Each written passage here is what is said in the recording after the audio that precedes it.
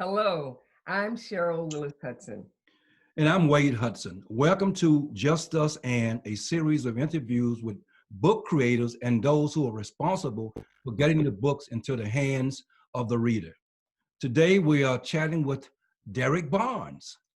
Derrick Barnes is the author of many award-winning books for young readers, including the critically acclaimed picture book, Crown, an Ode to the Fresh Cut, which won multiple literary awards, making it one of the most decorated picture books in the history of children's literature.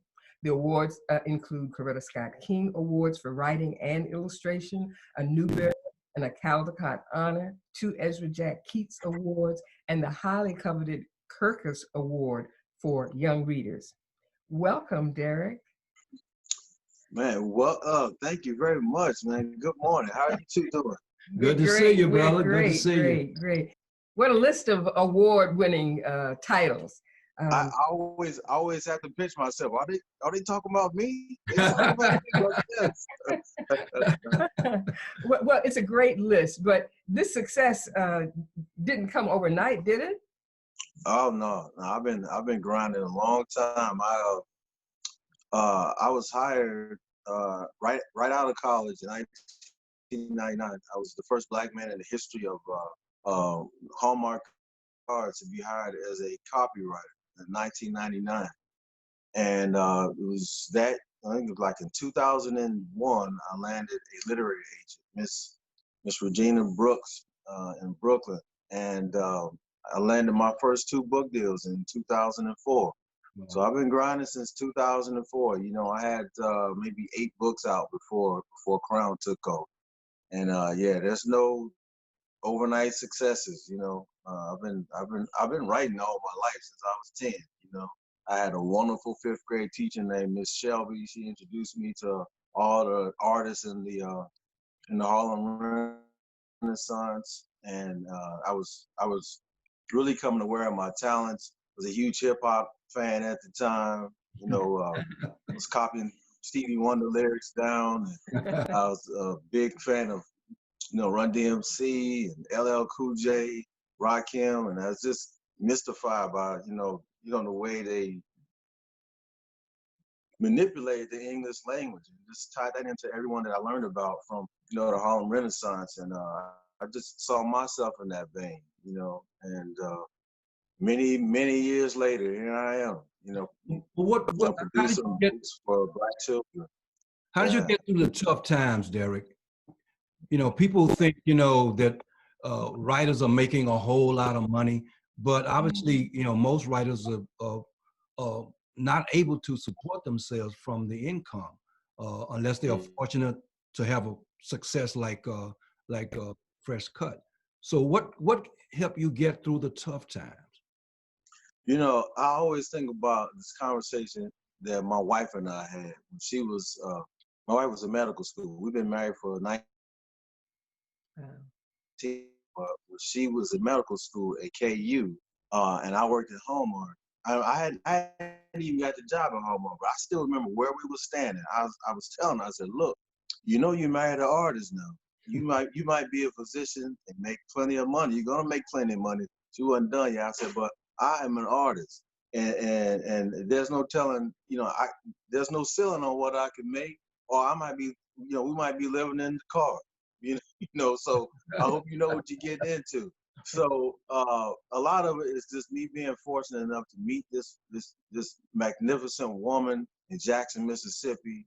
And we've always been down for each other, when she was in medical school, I was taking care of business. All these years, she's been holding it down. So a lot of it is just my family. There's been prayers from my mama. When you got a praying Black mama for you, boy, you can conquer the world. My mom would call me all the time and just wonder how I was doing. And I mean, almost every other day, and saying, "Baby, you just keep at it." I'm talking about I'm in my 30s and 40s now. Well, I'm really wondering, should I even keep writing? And man, it's just a lot of support from people who love and care about you, including y'all. I can't thank y'all enough. Yeah, I remember some of the conversations that you and I had some years ago when you were going through a little rough period. Oh yeah. You know what? You talked about your mother, you talked about your praying mother, and the question that I was going to ask is how you center and really celebrate Black people in all of your stories. I mean, you talk about brotherhood, you talk about family, you talk about relationship between 3, 4 brothers, your wife. Tell us a little bit more about how you really celebrate Black families. Yeah, I think, you know, when I was really trying to get down and really trying to make it, I found myself trying to make Black versions of popular entities. So I worked on a Black vampire series because of the Twilight thing. I tried to work on a Black Harry Potter. And I remember I had a conversation with one of my 4 sons, the Mighty Barnes brothers. And he don't even remember saying this, but he said, "Daddy, you know what you should do? You should make the Blackest book you can make." And it just clicked something in me, man. You know, and I talk about that with every young artist that I meet. Be resolute about what kind of artist you want to be, because your body of work is going to be here. I mean, that should be the goal, is create a body of work that's going to be here long after you're gone. And what kind of message do you want to leave? And the kind of message I want to leave is, especially for Black children, I want them to know that they are loved, appreciated, that you can be whatever you want to be. I want Black mothers and fathers to understand that I'm writing books for your children.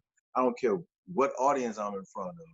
I make it a point to tell them that I write universal stories, but I'm always writing for Black children. I'm writing about Black love, Black children, education. You know, so just be solid and resolute about what kind of artist you want to be, and don't let anything sway you. Like I used to be so afraid to knock over the apple cart, or worried that I wasn't going to get a publishing deal. I already wasn't getting deals for years, like 6, 7 years in a row. So I said, man, what the hell? I might as well go full-fledged in making art for my people, you know? So how do you decide what subject matter you're going to write about? And then once you've decided what you're going to write about, what is your process? You know, how do you approach writing about that subject? But I was just talking to Regina about this yesterday, about how I look at the market and I look at what is missing, and I try to fill in those gaps, So even in 2020, you know, we just talking about my sons. I have 4 boys. They have 4 different personalities, 4 different souls, 4 different energies, and we are not a monolith. We're talking about Black people, but you know, in particular, Black boys. So I want to always make sure that there's a story out there for every little brown and Black boy. So one of my upcoming projects, I'm working on a book called well, I can't tell the title, but it's about how America has a fascination with the Black male body. This is a middle grade novel. And I talk to my sons about this all the time. If you're not dancing or being a comedian or being a rapper or an athlete, America seems like it doesn't have any use for it. So I hadn't seen any stories like that on the market, you know. So I start crafting that, and I start working on it next week, actually. So my job is to, again, there's an entire dearth, even currently, to represent a full array of what it means to be a Black child in America. And I want to always fill in those gaps. Well, you know, it's interesting because you have the king of kindergarten, you got a young, they almost, I think that they're equivalent to the ages of some of your sons. So this is a universal story. Ode to the Fresh Cut, it talks about the barbershop experience. Tell us a little bit more about how you decide whether you're going to do something for a younger child, an older child, you said a middle reader, and maybe even share something that you've worked on. You can't share what the title of your newest book is, but something that you've just worked on that might be really close to you. Well, my last book just came out. That's the thing too. Like when I was really struggling, I had a chapter book series Ruby and the Booker Boys. My first two early reader books, Stop, Drop, and Chill, and the Love and Bad Day Blues. And I was just thinking, man, I want to be everywhere. I want my work to be read every single age group. I have a young adult novel, The Making of Dr. Truelove, and my first nonfiction book just came out March 17th.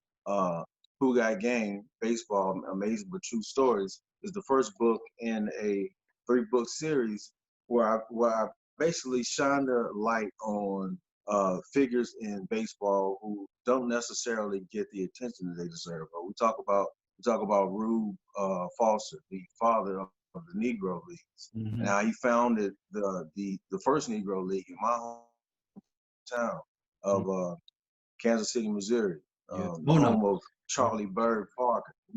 Yeah. Yep. So and I have the King of Kindergarten crown. So I think of all the different age groups, So I have like 2 graphic novels coming up. Like I said, I'm working on a middle grade / young adult. So I want to be every single place. I'm a super competitive person, and I love all of my peers. Shout out to all of the other African American authors in this business, and really all the other children's book authors. I'm chasing everybody. I want my name in every single book that you can possibly find. When you go to Applebee's, look at the menu. My name down at the bottom. I wrote that too. I want to be everywhere. Derrick, let me ask you. I have your book, Who Got Game? Who Got Game? Where did you find the story about the 17-year-old black girl who struck out Lou Gehrig and Babe Ruth? Where did you find that story? Man, I'm a huge research nerd, man. I love gathering research because I understand. I heard a professor say recently, we don't study history so we can understand the past. We study history so we can understand our present. And so I'm constantly trying to gather information and understand how things started. And I compiled it, it ended up being 42 stories in this book. I compiled like 80 of them and just whittled them down. And so that story was really fascinating to me because it was said to be a April Fool's Day hoax, but this girl was really throwing heat at Babe Ruth and Lou Gehrig. They had never faced pictures like that before, you know. And because there was no cameras, there were no social media at that time. It was easy to dismiss it, but I happen to believe it was true. It was a true story. So it's a lot of fascinating facts that I found out, in that book. So I was supposed to go on tour, do like a 14-city tour, and 20-city radio tour, but of course, the world changed in March. So we have. So you have anything you want to share with us? Read for the audience. I do. My next book, which is the follow-up to Crown and Ode to the Fresh Cut, who I worked with my dear brother Gordon C. James. We've been friends for like 19 years. Gordon was the first brother I met when I worked at Hallmark Cards. He was walking the hallways. I said, "Man, there go another brother." So he and I, clicked. We clicked right away in those corporate hallways. So our follow-up to Crown is published by Penguin. Nancy Paulson Books is entitled "I Am Every Good Thing." It comes out September the 1st. And I wrote this poem in response to a ad that the clothing company H&M came out with in 2018. It was an international ad. But they had the picture of a black boy with a green hoodie on that read "The Coolest Monkey in the Jungle." So I was irate about that, and I wrote a poem basically saying we dictate who we are. You don't get to say what we are, and especially defining our children. Like, we define who our babies are and where they come from and where they're going. So I wrote a poem about it, and this book is one of my favorite works that I've done so far. And I'm hoping that it resonates with a lot of children, with a lot of families. I dedicated the book to the memory of Trayvon Martin and Tamir Rice, E.J. Bradford, Jordan Edwards, Michael Brown, Jordan Davis, and Julian Mallory. These were all young black men that were murdered at the hands of adults with weapons. Most of them were police officers. Mm-hmm. And Gordon dedicated this book to his son Gabriel and all little brothers like him. So I'll share the first 12, 13 pages. Okay. I am a non-stop ball of energy, powerful and full of light. I'm a go-getter, a difference maker, a leader.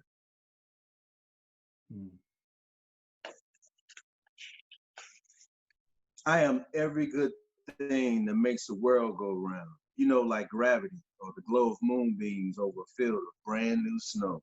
I am good to the core, like the center of a cinnamon roll. Yeah, that good.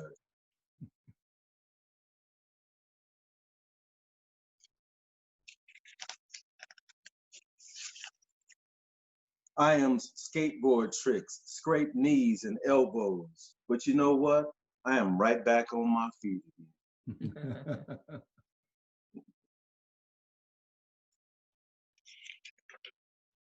I am one eye open, one eye closed, peeking through a microscope, gazing through a telescope, checking out the spaces around me and plotting out those far-off places I have yet to go, but will.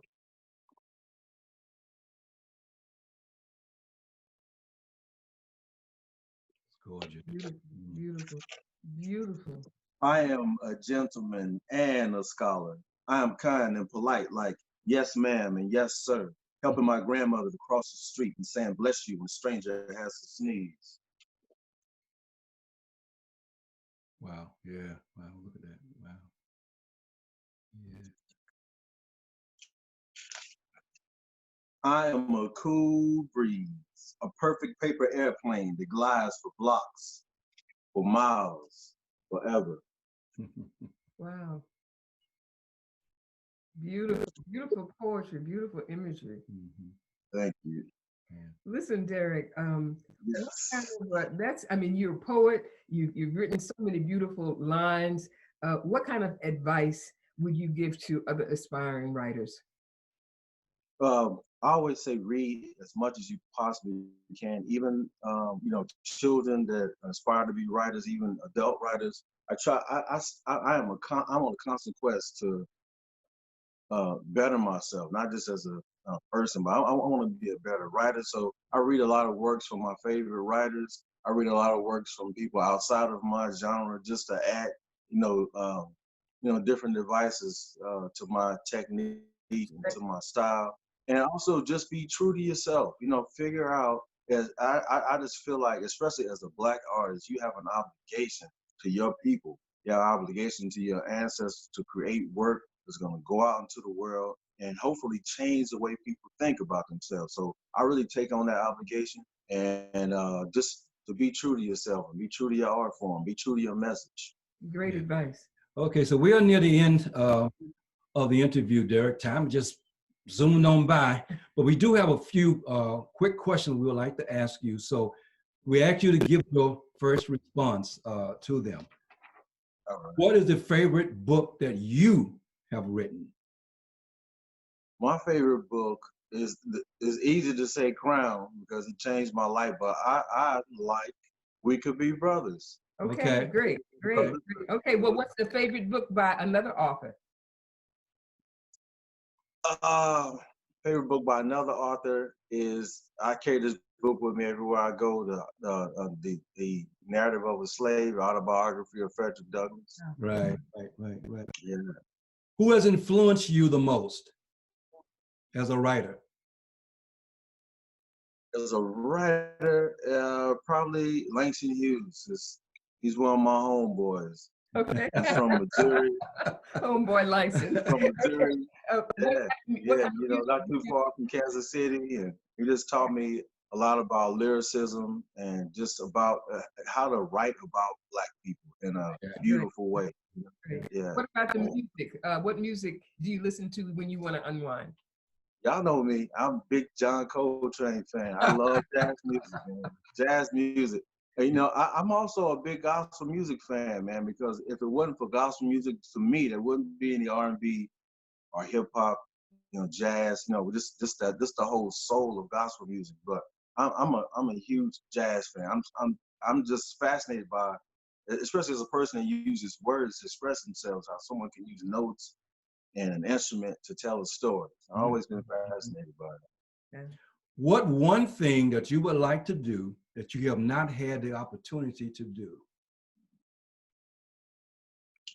Oh man, last summer I didn't think I was gonna be able to do this, but I took my whole family to Hawaii for a whole week. Wow. And I remember driving around the island, man, in our van. We rented a van. And I just remember looking over at my family, man. I was like, man, look at those black children playing on the sand. Those are my babies. That's my wife right there. And little Derrick Barnes, 54th in college, has grown up. Yeah. Great. And able to take his whole family to Hawaii from telling stories and creating characters. I'm just living a dream sometimes. I feel like I'm just so grateful. What's the best way viewers can reach you if they want to find out more information about what you're doing? They can come to my website. It's DerrickDBarnes.com. You can find me on Facebook. It's Author Derrick D. Barnes. You can find me on Instagram at Author Derrick D. Barnes. But most of my website, DerrickDBarnes.com. Well, listen, Derrick, thank you so much for being with us today. Join us again. We're going to be doing a lot more of these conversations where we talk with book creators and those who are getting books into the hands of readers. We want everybody to remember as they join us then and later. The good books make a difference. Thank you, Derrick. Thank you. Thank you. Love y'all. Peace. Love you too, brother. All right.